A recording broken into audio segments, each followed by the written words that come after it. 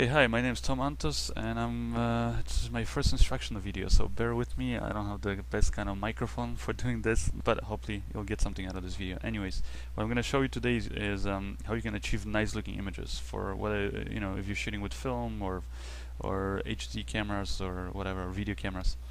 And the reason is because I have a lot of people asking me, people looking at my work, and they kind of go, ask me, how do you get these nice looking images? Like, what kind of equipment did you use? And really what I always tell them is it's not up to the equipment. It's not because of some expensive camera. And of course, most cases people don't believe me.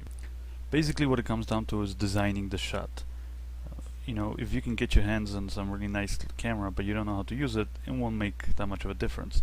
What happens a lot of the times too is people will look at some project that inspires them, something that they just look at it and go, wow, this looks really nice, and they find out what camera it was shot on, and they basically try to get their hands on that camera, and they think their project is going to look like that, and of course it doesn't. Why? Well, because it's not just the camera, but it comes down to production design, comes down to locations, comes down to things like costumes, comes down to good photography skills, good cinematographer, all these things that make the overall difference in creating a nice image. Here's an example you'll see with Beverly, a really talented actress, as you'll see, maybe not from this video, but from this music video that I did recently with Christopher Charles. She's also a talented songwriter. Just throwing it out there, and thank you, Beverly, by the way. Basically, I'm doing like a little. It's not a scene for any kind of project. I'm kind of doing this just to illustrate my point.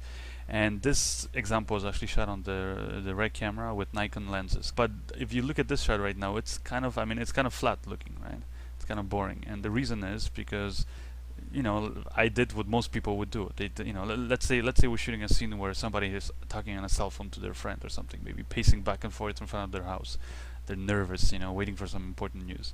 Well, what a lot of people do is they don't even think about what house we're gonna shoot at or whatever. They just kind of go whatever the location they have available, and they just kind of shoot it there. And they spend all their money on the camera, some expensive piece of camera. Then it turns out that the shot doesn't look nice. Well, I mean, if you point the camera at, like, for example, this plain-looking door, then obviously, it's not going to look interesting. When you watch over here, when the camera pans over to the right, you can actually see that, this interesting-looking kind of red garage door. Now, that's the kind of first thing I would say is if you can afford it, then you should spend the money on a good production designer, somebody who's going to find the right location for you, somebody who's going to dress up the location for you. Also, you should invest money in maybe nice looking props, and renting a nice location, things like that. If you don't have the money, then see what you have available and work with it. But I mean, kind of like what I did in this case. I just had this location, and I saw, okay, that red door looks more interesting than that front door. So basically, I moved the whole action over here. Now, if you look at this angle, it right away looks more interesting. There's more color to it. You can see those flowers in the foreground. But what's bad looking is on the ground. You can see this kind of patches of grass, and just basically, it's not interesting. You don't need to see the ground to get the idea of what's happening in the shot. We just want to see, this girl on the telephone talking to somebody, right? So, first thing I would do is, I basically change the angle. I kind of put the camera a bit lower, and I go from instead of those of you who are using video cameras, you would zoom in. If you're using film lenses, I basically changed the lens from 50mm, I believe it was, to 105mm. So I basically zoomed in a bit more. And right away it looks more interesting if you look at it. Basically we're showing only things that are pleasing to the eye. So like that red door, a little bit of the flower pot in the foreground, and some of the greenery and the flowers in the background. And and the stuff that doesn't look interesting, we don't show, basically. And so that's the kind of the first step. The second thing I would say doing is what a lot of times what happens is even when people who do shoot with nice film cameras or a nice HD digital film cameras, they basically, when they're shooting outside, you have a lot of light, and when you have a lot of light, the problem is you need to get rid of that light, otherwise the image is overexposed, obviously. So what first thing that people do is they close down the iris. Problem with that is basically your depth of field becomes kind of infinite almost, especially if you close the iris really high, like I have in this case, and that makes everything look kind of sharp. Everything's sharp and focused in this shot. So first thing I would begin by doing is opening the iris all the way up, and in order to darken the image, I put some ND filters. But if you don't have any ND filters, I don't know, darken the scene some other way. Maybe increase the shutter speed, darken the scene another way, but leave the iris all the way open. That way the depth of field is very narrow, and now as you can see, only Beverly is nicely in focus, and the flower pot in the foreground and in the background is out of focus.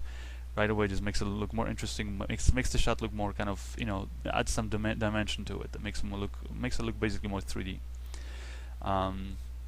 Next thing you can do is I basically decided that the red shirt that she was wearing, it kind of blends in too much with the door, and I told her, okay, let's change the shirt, what the actors are wearing, and also the makeup up here. Beverly put on some makeup, and it just right away it looks a bit better. And those little things, they all add up, they all make a little tiny difference. But if you do all of them in overall, it's just gonna make a much more interesting looking shot. So that's the next step. Still, when you look at it, it's a decent looking shot. Now the next step after this is what happens when you bring your footage back to your editing suite. If you shot on film, you have to develop it, do the transfers. If you shot on digital, just put it in your computer and you have to basically adjust it. And a lot of people fail miserably at that stage, and it's very, very important that you pay attention to it. And it's not as easy as some people think, or just increasing the saturation or something, making the colors more bright. Color correction is there's some people basically who are really good at it, and I would say if you know those kind of people, hire them. It's worth the money. Some really good colorists, they'll basically add life to your image. And then there's some people who are horrible at it. I think I'm decent. I can do an okay job. I'm definitely not as good as some colorists out there. But if you spend the time and you learn proper color correction, and you don't need some crazy plugins or people think you just throw some preset on it. It's not like that. It basically with every shot it's going to be different, and you use basic color curves that you can get in Final Cut Pro or Premiere Pro, whatever it is that you're using. Use basic color curves and you can do great color correction. Like in this case, I'm gonna crush the blacks, probably pop the reds a little bit, maybe make that green in the back kind of stand out a bit more, but make sure that her skin tone doesn't look jarring and kind of freaky, and just kind of still leave the skin tone looking neutral. And that right away, you can see, makes the shot look a lot more interesting. And that's kind of like, I would say, the last kind of stage. And now, when you look at this, I mean, this is a shot that I would say looks like like it belongs in a movie, or a nice music video or something. And as you can see, I didn't really spend a lot of money on it. And if you compare this to the beginning, you can see the big difference. The clothing, the location is just not good. The angle's horrible. And there's no color correction, right? So you can see the big difference in the beginning and then the after shot. And again, the last thing I want to illustrate to all of you guys is that you can achieve great looking results even if you can afford to to get the red camera. Let's say you can only get a little DV camera or something.